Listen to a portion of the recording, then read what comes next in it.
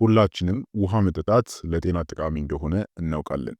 ነገር ግን የሚሻለው ሙቅ ውሃ ነው ወይስ ደግሞ ቀዝቃዛ ውሃ የሚለው ጥያቄ ብዙዎቻችንን ያከራክራል። ዛሬ በዚህ ቪዲዮ ሳይንሳዊ በሆነ መንገድ ሙቅ ውሃ መቼ መጠጣት እንዳለብን እናም ቀዝቃዛ ውሃ ደግሞ መቼ እንደሚጠቅመን በዝርዝር እንመለከታለን። እስከ ቪዲዮ መጨረሻ ድረስ አብራችሁን ቆዩ።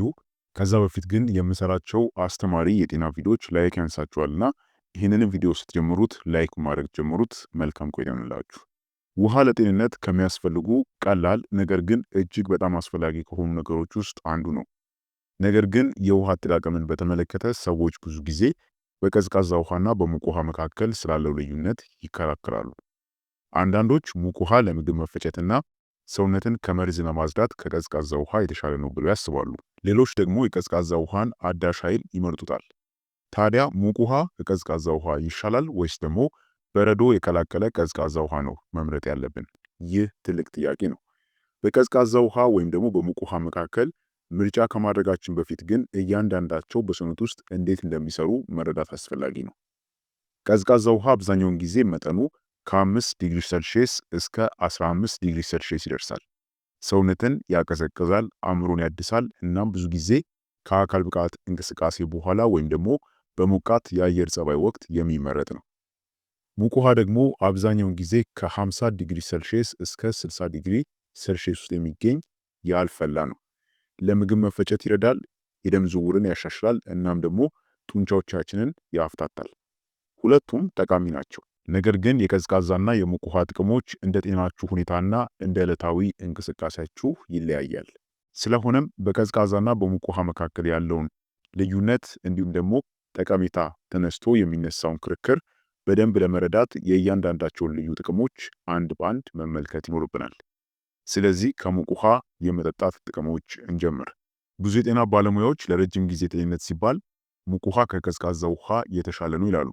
ለዚህም ደግሞ ዋና ዋና ምክንያቶች አሉት። አንደኛ፣ የምግብ መፈጨትን ያሻሽላል። ሙቅ ውሃ ምግብ በፍጥነት እንዲፈጭ ይረዳል፣ እንዲሁም ደግሞ የሆድ ድርቀትን በመቀነስ የቆሻሻ አወጋገድ ሂደትን ያቀላጥፋል። ሁለተኛ፣ መርዛማ ነገሮችን ከሰውነታችን ያስወግዳል። ጠዋት ጠዋት ሙቅ ውሃ መጠጣት የደም ዝውውርን በማሻሻል እናም ቆሻሻን በማስወገድ ሰውነታችን እንዲነጻ ያደርጋል። ሶስተኛ፣ ክብደት ለመቀነስም ተመራጭ ነው። ሙቅ ውሃ የሰውነትን የምግብ ስልቀጣ ይሄ ማለት ሜታቦሊዝምን ያፋጥናል። ብዙ ጊዜም ስብን ለማቃጠል ከሎሚ ወይም ደግሞ ከማር ጋር ቀላቅሎ ወይም ደግሞ ተቀላቅሎ ተዋህዶ የሚወሰድ ነው። ስለዚህ ለክብደታችን ተመራጭ ነው። አራተኛ ደግሞ ለጉንፋንና ለጉሮሮ ህመም እፎይታን ይሰጣል። በምትታመሙበት ጊዜ በተለይ የጉሮሮ ህመም በሚያማችሁ ጊዜ ሙቅ ውሃ ጉሮሮን ያረጋጋል፣ የአፍንጫ መታፈልን ይከፍታል፣ እንዲሁም ደግሞ የሳይነስ ግፊትንም ይቀንሳል። አምስተኛ፣ የነርቭ ስርዓትን ያረጋጋል። ሙቅ ውሃ ጡንቻዎቻችንን ያዝናናል፣ እንዲሁም ደግሞ ውጥረትን ይቀንሳል። ይህም ታዲያ ለጭንቀት ተፈጥሯዊ መፍትሄ ያደርገዋል ማለት ነው። ስለዚህም ለምግብ መፈጨትና ሰውነትን ለማጽዳት ሙቅ ውሃ ከቀዝቃዛ ውሃ ይሻላል ተብሎ ለሚጠየቀው ጥያቄ መልሱ አዎ የሚል ይሆናል ማለት ነው። አሁን ደግሞ የቀዝቃዛ ውሃ የመጠጣት ጥቅሞችን እንይ። ሙቅ ውሃ የማረጋጋት ባህሪ ቢኖረውም ቀዝቃዛ ውሃም ሰውነታችን ጤናማና ንቁ ሆኖ እንዲቆይ ለማድረግ ትልቅ የሆነ ሚና አለው። ቀዝቃዛ ውሃ መጠጣት አንደኛ ሰውነታችንን ያቀዘቅዛል። ቀዝቃዛ ውሃ ለሞቃታማና እንዲሁም ደግሞ እርጥበት ላዘለ የአየር ጸባይ ተመራጭ ነው። የሰውነት ሙቀትን ይቀንሳል፣ እንዲሁም ደግሞ የውሃ እጥረትን ይሄ ማለት ዲሃይድሬሽንን ይከላከላል። ሁለተኛ፣ ኃይልንና ንቃትን ይጨምራል። ቀዝቃዛ ውሃ መጠጣት አዳሽ የሆነ የኃይል ስሜት ስለሚሰጠን ንቁና ተንቀሳቃሽ ሆነን እንድንቆይ ይረዳናል ማለት ነው። ሶስተኛ፣ ከአካል ብቃት እንቅስቃሴ በኋላም ተመራጭ ነው። ስፖርት ከሰራችሁ በኋላ ቀዝቃዛ ውሃ መጠጣት የሰውነት ሙቀትን ለማስተካከልና ሰውነትን በፍጥነት እንዲያገግም ይረዳል። አራተኛ፣ ካሎሪን ያቃጥላል። የሚገርመው ነገር ሰውነታችን የቀዘቀዘውን ውሃ ወደ ሰውነት ሙቀት መጠን ለመቀየር ተጨማሪ ካሎሪዎችን ያቃጥላል ማለት ነው። አምስተኛ ደግሞ የውሃ ፍላጎትን የሚጨምር ነው። ብዙ ሰዎች የቀዝቃዛ ውሃ ጣዕም ስለሚማርካቸው ብዙ ውሃ እንዲጠጡና በሰውነታቸው ውስጥም በቂ ውሃ እንዲኖር ያበረታታቸዋል ማለት ነው። ስለዚህ ከአካል ብቃት እንቅስቃሴ በኋላ የሚሻለው ቀዝቃዛ ወይስ ሙቅ ውሃ ነው ለሚለው ጥያቄ ደግሞ ቀዝቃዛ ውሃ አሸናፊ ይሆናል ማለት ነው። ስለሆነም ከዚህ እንደምንረዳው በቀዝቃዛና በሙቅ ውሃ መካከል የሚደረገው ክርክር አንድ አሸናፊ የለውም ማለት ነው። ሙቅ ውሃ ይበልጣል የምንለው የለም፣ ቀዝቃዛ ውሃም ይበልጣል የምንለው የለም። ይልቁንም ምርጫው እንደ ሁኔታው ይወሰናል። ይሁን እንጂ ለምግብ መፈጨት፣ ሰውነትን ከመርዝ ለማጽዳትና ለረጅም ጊዜ ጤንነት ሙቅ ውሃ ከቀዝቃዛ ውሃ የተሻለ ነው። አሁን ደግሞ ሙቅ ውሃን መጠጣት ያለባችሁ በምን አይነት ሁኔታዎች ውስጥ ነው፣ እንዲሁም ደግሞ ቀዝቃዛ ውሃንስ መጠጣት ያለባችሁ በምን አይነት ሁኔታዎች ውስጥ ነው ደግሞ የሚለውን ልንገራችሁ። ሙቅ ውሃን የምመርጡባቸው ወይም ደግሞ ሙቅ ውሃን መጠጣት ያለባችሁ ሁኔታዎች፣ አንደኛ ጠዋት ከእንቅልፋችሁ ስትነቁ ሰውነታችሁን ከመርዝ ለማጽዳት ወይም ደግሞ ዲቶክሲፋይ ለማድረግ ሙቅ ውሃን መጠጣት አለባችሁ። ሁለተኛ የሆድ መነፋት ወይም ደግሞ የሆድ ድርቀት ሲሰማችሁ፣ በዚህ የምትቸገሩ ከሆነ ደግሞ የምግብ መፈጨትን ለማቀላጠፍ ሙቅ ውሃን መጠጣት ይኖርባችኋል። ሶስተኛ ጉንፋን ወይም ደግሞ የጉሮሮ ህመም ሲኖርባችሁ፣ ጉሮሮን ለማለስለስና መተንፈሻን ለመክፈት ሙቅ ውሃ ተመራጭ ነው። በዚህ ጊዜ ቀዝቃዛ ውሃን መጠጣት የለባችሁም።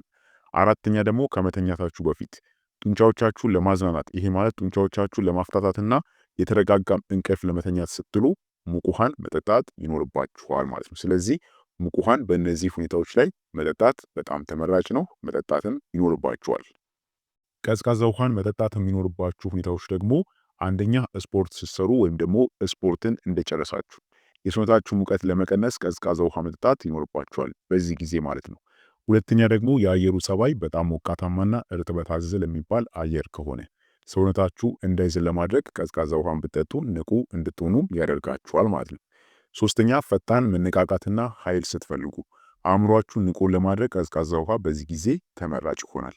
አራተኛ የሰውነታችሁ ሙቀት ሲጨምር ወይም ደግሞ የውሃ ጥም ሲሰማችሁ በፍጥነት ጥማችሁን ለመቁረጥ ወይም ደግሞ ለማርካት ቀዝቃዛ ውሃ በዚህ ጊዜ ተመራጭ ይሆናል ማለት ነው። ስለዚህ በእነዚህ ሁኔታዎች ጊዜ ደግሞ ቀዝቃዛ ውሃን ከሙቅ ውሃ ይልቅ ተመራጭ ይሆናል። ታዲያም ቀዝቃዛ ውሃን መጠጣት ይኖርባችኋል ማለት ነው፣ በእነዚህ ሁኔታዎች ሲሆን ማለት ነው። ነገር ግን በአጠቃላይ ለጤናችሁ ተስማሚ የሆነውን የውሃ መጠን በቀን ውስጥ መጠጣታችሁን ማረጋገጥ አስፈላጊ ነው። ሙቅም ሆነ እንዲሁም ደግሞ ቀዝቃዛ ውሃም ሆነ ማለት ነው። ስለዚህ ሙቅ ውሃ ከቀዝቃዛ ውሃ ይሻላል ወይስ ደግሞ የሚሻለው የትኛው ነው ተብሎ ከመጠየቅ ይልቅ ሁለቱም በተለያዩ ሁኔታዎች እኩል ጠቃሚ መሆናቸውን መረዳቱ የተሻለ ነው።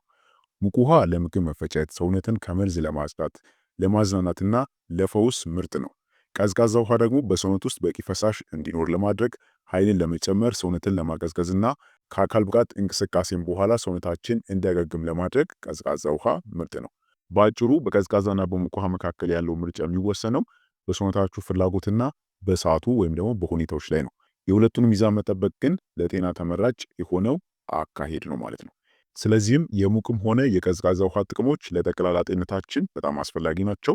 ሙቅ ውሃ መጠጣት ለምግብ መፈጨት፣ ሰውነትን ከመርዝ ለማጽዳት፣ ለማዝናናት ሲረዳ፣ ቀዝቃዛ ውሃ ደግሞ ንቁ፣ በቂ ፈሳሽ ያለው እናም ደግሞ ኃይል ያለው ሰውነት እንዲኖረን ያደርጋል ማለት ነው። ስለዚህ በሚቀጥለው ጊዜ ሙቅ ውሃ ከቀዝቃዛ ውሃ ይሻላል ወይም ደግሞ የሚሻለው የትኛው ነው ብላችሁ ስትጠየቁ ይህንን ማስታወስ ይኖርባችኋል።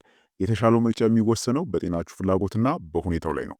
ቀዝቃዛም ሆነ ሙቅ ውሃ ብመርጡ ዋናው ቁም ነገር በሰውነታችሁ ውስጥ በቂ ፈሳሽ እንዲኖር በየቀኑ በቂ ውሃ መጠጣታችሁን ማረጋገጥ ነው ማለት ነው። ስለዚህ እዚህ ላይ ማተኮራችሁን ፈጽሞ መዘንጋት የለባችሁም። ለማጠቃለል ያክል ምርጫው እንደ ሁኔታው ይወሰናል። ነገር ግን ሁለቱንም እንደ አስፈላጊነታቸው መጠቀም ለጤናችን ተመራጭ ነው። ታዲያም እናንተ በብዛት የትኛው መጠጣት ትመርጣላችሁ? ሙቅ ወይስ ደግሞ ቀዝቃዛ ውሃ? አስተያየታችሁን ኮሜንት ላይ አስፍሩልኝ። ይሄ መረጃም ጠቃሚ ሆኖ ካገኛችሁት ለወዳጆቻችሁ ሼር ማድረጋችሁን እንዳትረሱ። ለጤናችሁ ጥንቃቄ አድርጉ። በቀጣይ ቪዲዮ እስከምንገናኝ ቸር ሰንብቱ።